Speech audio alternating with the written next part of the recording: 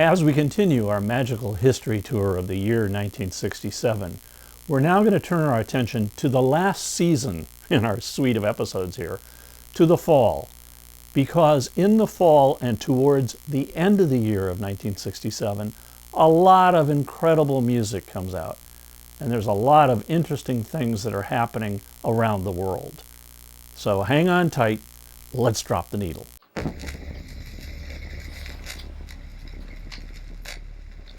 Now the leaves are falling, and I've moved into my dormitory at college with my, at that time, what I thought was a big record collection of maybe 20 record albums. And I had a funky one-piece stereo system that looked kind of like this.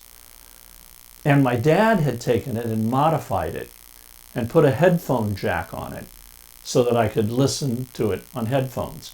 Now, this was one of those record players that had the spindle. And so you could stack up to 6 records on it, and it would drop down, play the first record, and when that ended, it would drop the second record down, and so forth. Yeah, modern technology, right? Well, I did discover that if I had 2 copies of the same record, which I didn't have many of, but if I did, I could put side 1 on first and side 2 on second, so that when the first record would end and the second record would drop, it would basically play the entire album all the way through. 1967 is a busy year for the Doors, and then they released their second album, People Are Strange. It contains the hits Love Me 2 Times and People Are Strange. I also like Your Lost Little Girl, Moonlight Drive, and another Jim Morrison dark epic, the 11-minute When the Music's Over. A band in the UK releases a monster hit single, A Whiter Shade of Pale. The group is Procol Harum, and they quickly follow this up with an album. Besides the title, the album also contains the song Conquistador, which they later record with a full orchestra and is one of my favorite live albums. But more on that in a future episode.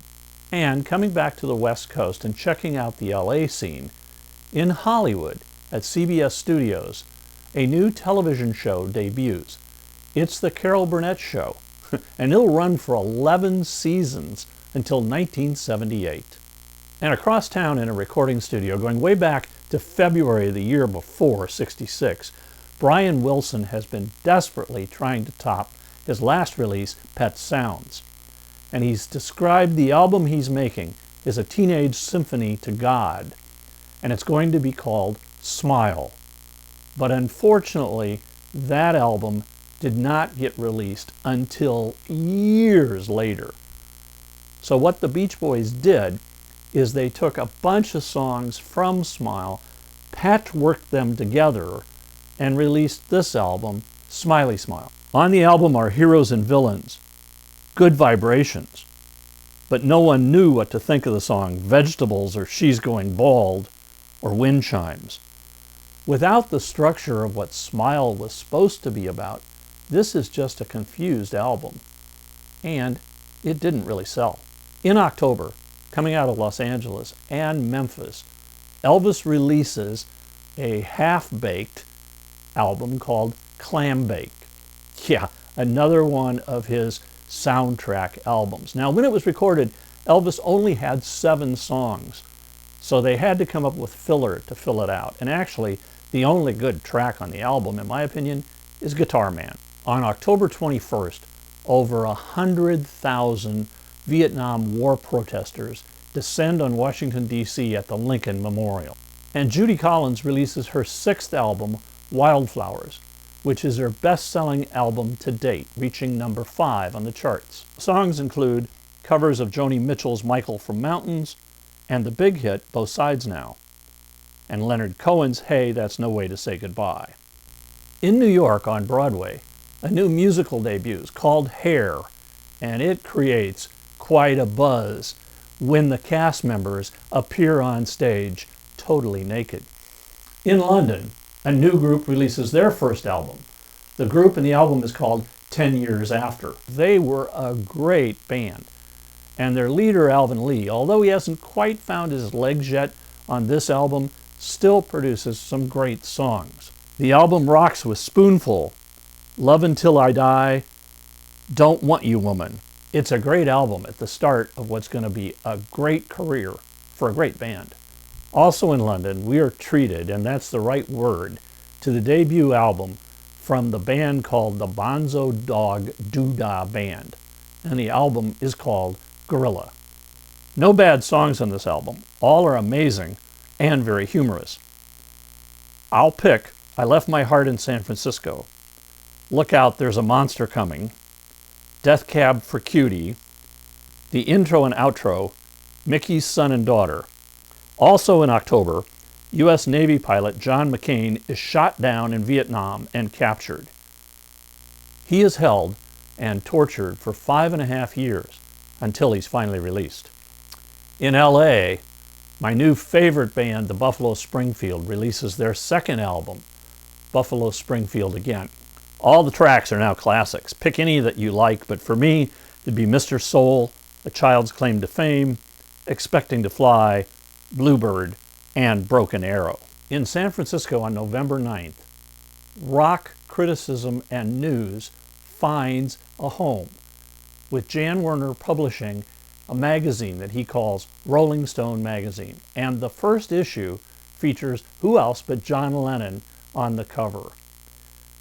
This becomes a huge source of rock news, rock criticism, political news, and part of the thing that created the instant credibility for Rolling Stone magazine was Jan had the foresight to convince Ralph Gleason, who was a very renowned critic in the Bay Area, to join Rolling Stone magazine. Also in November, the Corporation for Public Broadcasting is created by President Lyndon Johnson. And of course, this becomes the future home of Sesame Street. In the UK, The Cream releases their second album, Disraeli Gears. It has the massive hit, Sunshine of Your Love, but I also like Strange Brew, Tales of Brave Ulysses, and Mother's Lament. And the Moody Blues released their second album, the now classic Days of Future Past. It's a concept album, and it's recorded with an orchestra, and the concept goes from dawn through the afternoon to the evening, with classic songs like Tuesday Afternoon and Nights in White Satin. In order to really get the concept behind this album, you need to play it in order.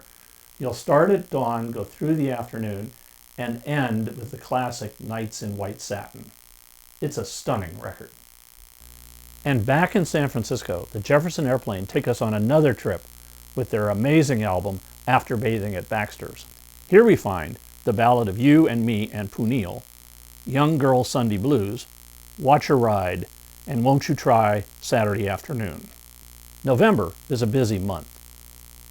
The Beatles invite us all onto that bus to take a magical mystery tour, which spawns an album and a movie. Now, the movie was kind of a flop because nobody understood the plot. It was shot in color, but when it was broadcast on TV in the UK on Boxing Day during the holidays, it was in black and white.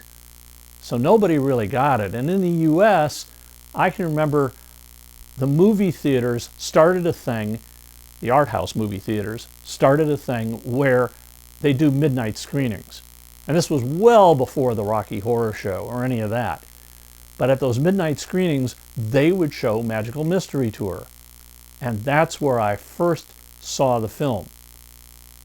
The title song is great, as is, of course, I Am the Walrus and George's Blue Jay Way. Flying, the only song that up to that time all four Beatles are credited with writing, and Fool on a Hill. Not bad for a soundtrack to a film that was considered a failure. Now, needless to say, history has been fond to both the album and the film. Finally, we reach December, but there's still a lot more to cover before 1967 is over. On the science and medicine front on December 3rd, the very first heart transplant is carried out by Dr. Christian Bernard in South Africa, opening the door to saving hundreds of heart patients. Lots are happening in London as well. The group Traffic releases the fantastic Mr. Fantasy album. I like Paper Sun, Colored Rain, Hole in My Shoe, Berkshire Poppies, Smiling Faces, and Dear Mr. Fantasy. At the same time, The Who released one of my favorite Who albums called The Who Sell Out. Check out Armina, City in the Sky, Marianne with the Shaky Hands, Tattoo, I Can See for Miles, and Rael. Donovan releases a double box album called From a Flower to a Garden, but his record company doesn't really know what to do with it because one album is acoustic and the other is electric. So what do? They release the album as two single albums called Wear Your Love Like Heaven and Four Little Ones. Jimi Hendrix releases his second album, Axis Bold as Love, only 7 months since he released his first album. And the brilliance just explodes off the vinyl. Check out songs like Spanish Castle Magic, Wait Until Tomorrow, Little Wing, If 6 Was 9, Castles Made of Sand, and of course, Bold as Love. This group is proving they are no one-hit wonder. The Rolling Stones try to match Sgt. Pepper's Lonely Hearts Club Band with their own trippy album called Their Satanic Majesty's Request. Now this is a weird record. I actually only like a couple of the songs, She's a Rainbow and 2,000 Light Years from Home. But the cover is one of the most expensive album covers ever made. You see, it's got this 3D picture of the Stones on the cover, and when you move your head, the Stones move their heads. Very trippy. Meanwhile in Los Angeles, the singer Harry Nilsson releases his second album, Pandemonium Shadow Show. In it, he covers some of the Beatles songs, including You Can't Do That, where he mentions 17 Beatles songs in that song. The album also includes the great Cuddly Toy, which was a hit for the Monkees, and Without Her, which was later a hit for Blood, Sweat and Tears. But 1967 ends as only this incredible year can, with an artist that we haven't heard of for quite a while. An artist who releases an album and turns his back on all the psychedelia that's going on. Bob Dylan releases John Wesley Harding, a simple, back-to-the-basics approach to recording. To say this record is different from any other recording in 1967 is an understatement. Great songs, the title track, I Dreamed I Saw St. Augustine, All Along the Watchtower. I also like I Am a Lonesome Hobo, Down Along the Cove, and I'll Be Your Baby Tonight. In this, the last episode of our Magical History Tour of 1967, just looking at the fall, I've covered 19 albums. Now that's a lot, but if you look at the previous 3 episodes, in the winter we had 10, 9 in the spring, and 10 in the summer, bringing us to a total of 48 great music releases in this year. Now you understand why 1967 required 4 episodes. It really was a suite of 4 seasons. Great music was happening everywhere. There was just no containing all of that energy. And as you think about all that energy and you go, wow, 67 was really great, you know that 68 is going to be even better. And we'll leave that for a future episode. For now, thanks for watching and keep it rocking. If you liked this episode, hit the like button. And you can also leave me a comment down below and I'll respond to you. If you subscribe, we'll let you know when future episodes come out.